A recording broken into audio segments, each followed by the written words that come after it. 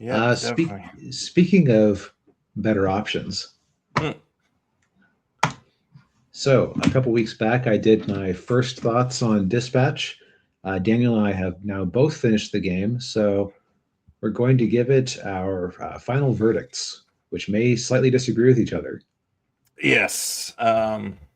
Yeah, I started getting into it right around the time I think when you did your initial review. And I mean, I overall thought the game was a lot of fun to do. It was fun to quote unquote play. Um, it doesn't really. There's not a whole lot of skill involved with it. Well, except for maybe the segments where you actually have to send the heroes out to do hero jobs, which Right, and the hacking mini games. yeah, the hacking, yeah. Oh god, yeah, the hacking mini games. Um, Okay, I'm glad I'm not the only one who found those kind of annoying. yeah. There were some of those were really tedious, especially when the antivirus things start chasing you. Yeah. Um, So, okay, so just in case you have been living under a rock or didn't see the first part, Dispatch is also, hey, Ninja. hey Ninja. Uh, so, Dispatch is basically, it was originally going to be a TV show, but that got canceled in part due to COVID. And also, I have to imagine that the logistics of getting a live action TV show are always a challenge. Mm-hmm. Yeah. And so they turned it into a Telltale alike game instead, which basically just means it's a story structure where you as the main character are presented with decisions every so often, and you are told that a character will remember that you did X. Hmm. Other examples of the genre outside of Telltale games like The Wolf Among Us are Square Enix's Life is Strange series. Yes. Yeah. Um, yeah. We were just talking about that Ninja with the antivirus parts. Yep. Yeah. So, so like part of the gameplay is you're going through a superhero story where Robert Robertson, the main character, he is Mecha Man, which is like a more honestly a more probably realistic vision of what Iron Man would be like. So rather than being like a uh, contour suit, it's almost like a battle mech, not quite the 30-foot tall monstrosities from BattleTech, but like I'd say 15 feet at least. It's Yeah. big enough that he can sit in the cockpit pretty comfortably. And that was my favorite visual part of the game was the Mecha Man scenes, just because Yeah. it's not exactly it creates a different visual dynamic because you don't usually see the hero as this big hulking behemoth. Like usually you have like wiry, snip or snappy superheroes, right? Like Spider Man or Right. Yeah. um, but his armor is destroyed in a confrontation with Shroud, the villain who killed his dad, Yeah. and uh, so he doesn't have the resources anymore to repair his suit. So he takes a job with the city's superhero dispatch department, where he's put in charge of what amounts to a Suicide Squad style team of reformed villains. Yes. Affectionately called the Z Team. Which is accurate, Yeah. especially early on. Um, Yes. Yeah. and this is the second half of the gameplay. The second gameplay mode, outside of the story and occasional quick time events in the storyline, are these dispatch events where you have to decide who is the best fit for a particular mission or what combination of heroes is the best fit for a mission. And they do a pretty decent job of varying it up, just adding new complications and challenges. So, for example,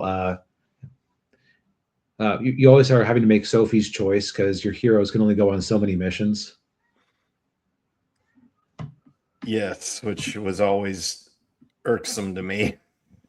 Yeah, and also even if you set the heroes out, if your heroes weren't a perfect fit for it, there was a randomized event where it's like you would have these different shapes drawn on each other. Then you'd have this bouncing indicator, like hitting the sides of the triangle or whatever other shape it made, to see if you end up where the two parts intersect.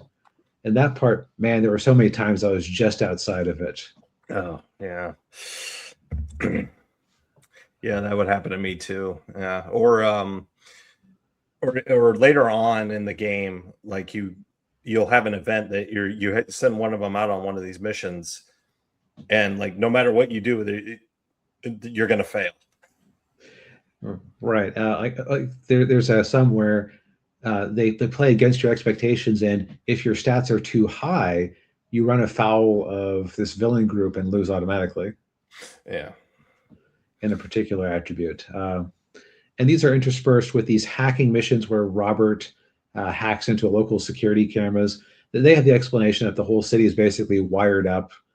It's Los Angeles, but the whole city is wired up with these cameras, and everybody's paying them. It's like their ADT. Yeah. And so he can hack into the local cameras and make things happen with local electronics. I found these puzzles like some of them were a little annoying, some of them were severely annoying. There were more than my share that I probably would have figured out if I had another 20 seconds Mm, because you're often on a timer too. yeah. The ones I really didn't like were when the arrows for the password thing were reversed. Yeah, Just I think I just barely failed that one because it was just I was just a little too. I accidentally punched it in the right direction one time too many. yeah, yeah. Uh, But yes, like that element comes. It's a kind of a copy of the game This Is the Police, which I think is a stronger version of this type of gameplay because you have more missions, so you have more chances to get good. yeah, Or this one, what you don't really get any chances. Okay, so like in a classic Telltale game, that you can't make a save state. Your only option to see different outcomes would be to go back and play the game again. yeah. Or go back to the original, or go back to the save point that the previous save point, which could have been like 10 minutes ago. Right. I might have save scummed a couple of times when things just got too BS. Yeah, Um, but part of the reason for this is because they want to encourage replays. Part of it is also because for a $30 game, it's only 8 hours of material, yeah, which kind of tracks if you think of this as, this was a TV script that they ended up turning into a video game. yeah. So from I will say that I've looked into the outcomes of people who have replayed the game a few times. Yeah. A lot of the Invisigal will remember that don't really ever have a payoff. Yeah. Yeah, and the the romance options, of course, in the game.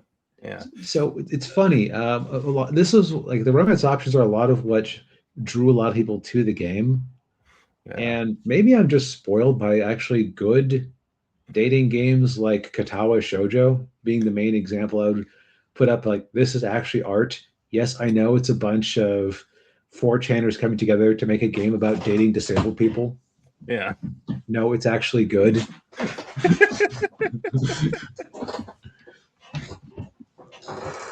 Um, Yeah. but your kind of two options are Invisigal, the canonical choice, the right choice, the choice they want you to make.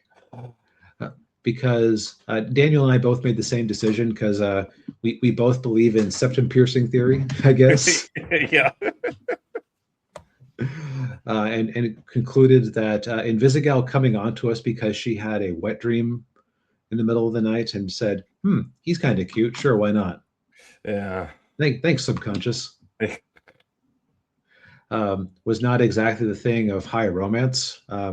Yeah. So we went with Blonde Blazer, the dependable one who seemed like she might have been hiding something early on, but you find out why she was acting slightly evasive. And it's like, okay, on the one hand, I don't necessarily like being your rebound, but on the other hand, I get it after meeting the paramour.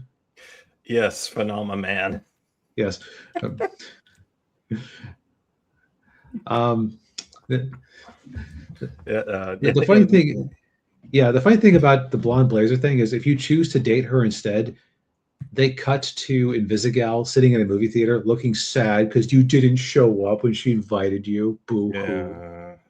yeah, Apparently, the opposite scene does not happen when if you pick Invisigal.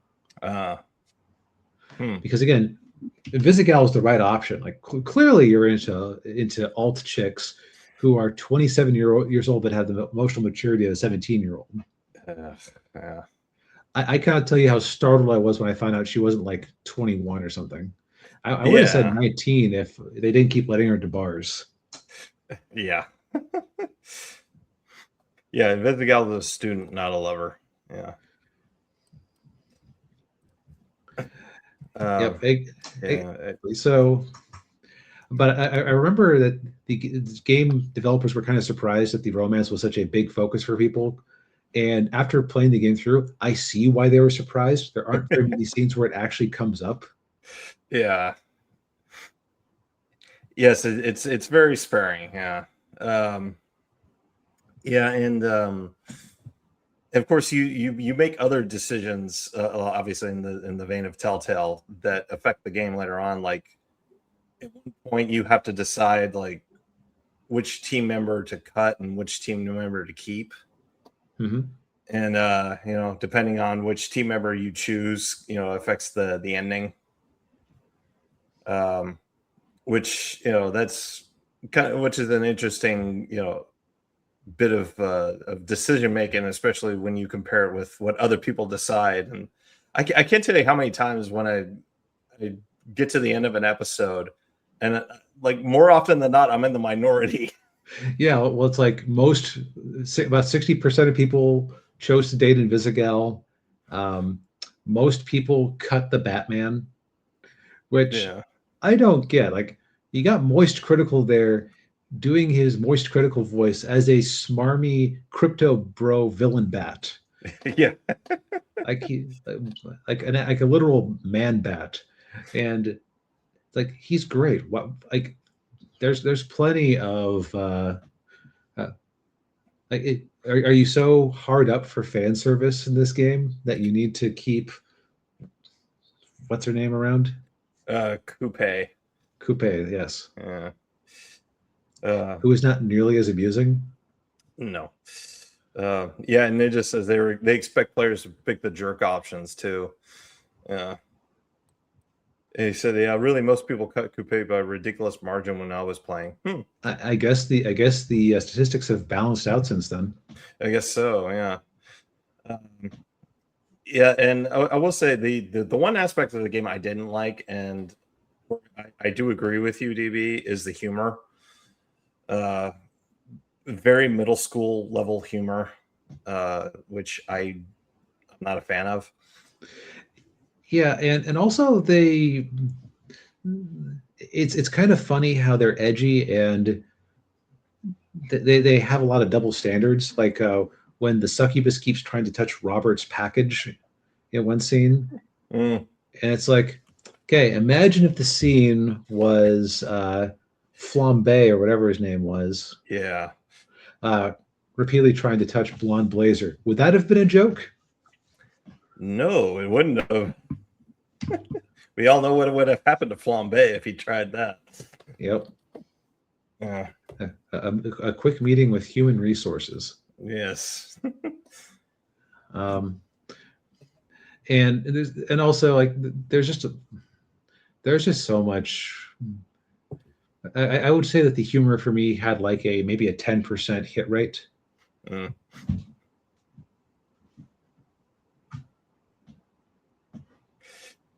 Yeah, and Ninja says he thinks that the game keeps the current play files of the game, so people who cut Coupe on the first playthrough may have did it the Yeah. opposite. Okay, Right. yeah, that makes Right. sense. So I bet a lot of people did go back, do a second playthrough, making opposite choices and invalidate their first vote.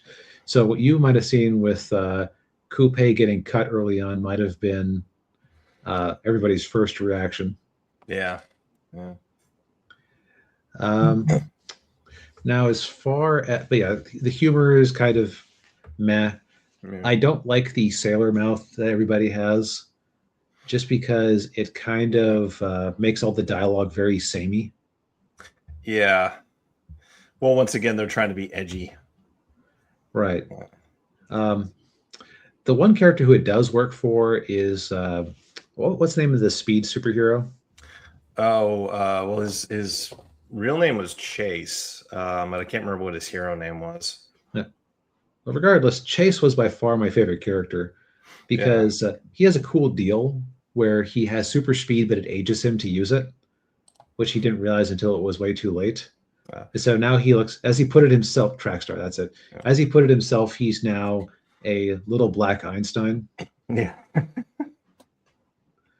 Yeah. He was my favorite character. He's great in every scene he's in.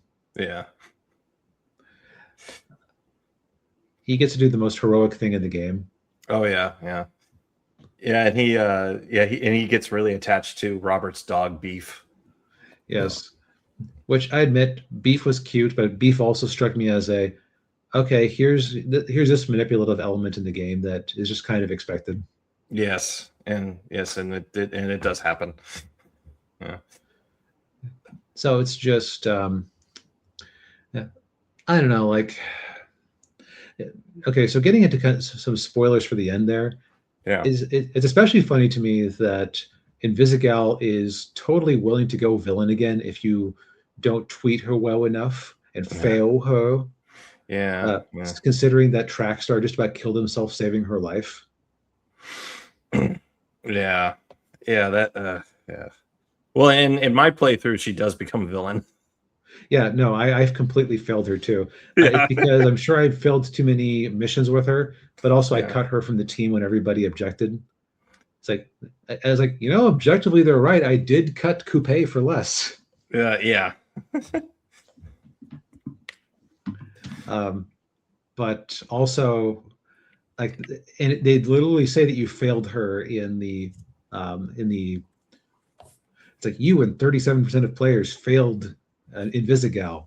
It's Yeah. like, Yeah. excuse me, she's an adult. She made bad choices on her own.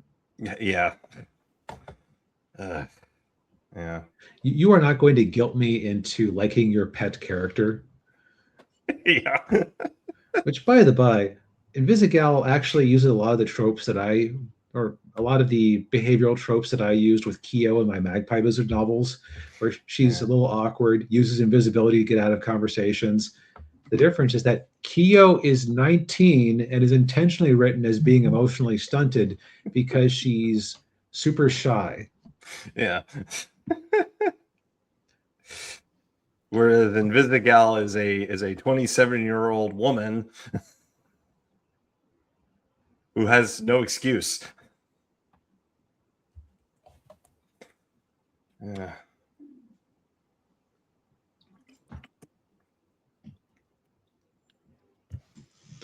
But yeah, I would say overall that I wouldn't recommend it to most people, but what I will say is that I know that I'm by far in the minority about how I feel about this game based on the 96% positive reaction on Steam. Yeah. So taking my subjective experience of annoyance out of it, I would say that if like things like Hell of a Boss and Has-Been Hotel have the same sort of edginess to them. This is basically what if Vivzy Pop wrote a Marvel movie? Mm. Yeah. Yeah, I can see that. Yeah. So I think if you like either of those series, this is totally in your wheelhouse. Give it a go. Mhm. Um, I think that if you were to ask like what would be my best experience, I would say this is The Police and The Wolf Among Us have been on are out for many years. Mm. Go play one of those. You can I suspect you could probably go pick them both up on Steam for the same cost as Dispatches today, which I think is a little overpriced for a $30 price tag, like for an 8-hour game. Yeah. Yeah, I'd probably put it at like 15 or 20. Right, like wait for a sale, though it's popular enough that we're probably not going to get too many big sales in the near future. Yeah. Yeah. Ninja says the reason is that it's a modern storytelling that actually respects the superhero genre. That's the other thing, is that I might be discounting just how hungry people are for something that's sort of good. Um, Yeah. it's like the Tyler Perry effect. Like if you're just if you're looking for family friendly comedies that are about the African American experience, and Tyler Perry is all you have, it's something is better than nothing. Yeah.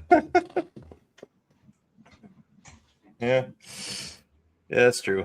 But no, I overall, I think I had a more enjoyable experience than you did with it. But aside from some of the nitpicks and frustrations that I had, especially with the hacking portion of the game. But I mean, and I liked some of the voice acting performances, especially with Robert. Robert's voiced by Aaron Paul, who most people know him best as Jesse Pinkman on Breaking Bad. Um, which that was kind of funny when Flambe kept calling him a bitch, because that was his catchphrase on Breaking Bad. He called everybody a bitch. Okay, I might have gotten more out of the game if I'd seen Breaking Bad before. Yeah, yeah. But no, I liked it over, for the most part. Yeah, I enjoyed it. And I'm curious. I'll probably pick up the second season, whenever they do one. I As will long also yeah, say that, sorry, didn't mean to cut you off. that's okay. I will also say that when the game is firing on all cylinders, I was enjoying myself quite a bit. It's just that most of the time, like I was just waiting for characters to stop talking, Yeah, yeah, yeah, which is not a good thing to be in a Telltale-like game. yeah, yeah, I care more than I probably should about like verisimilitude. Like just some of the jokes were very like meta. yeah, So it's so that's yeah, it is nittiest of nitpicks. Like, and unfortunately, just if a nit bites you, you lose a little bit of blood. But if you get hit by a swarm, it can sap your will to keep going. yeah, yeah, yeah.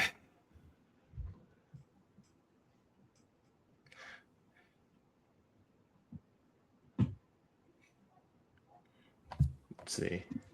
Uh,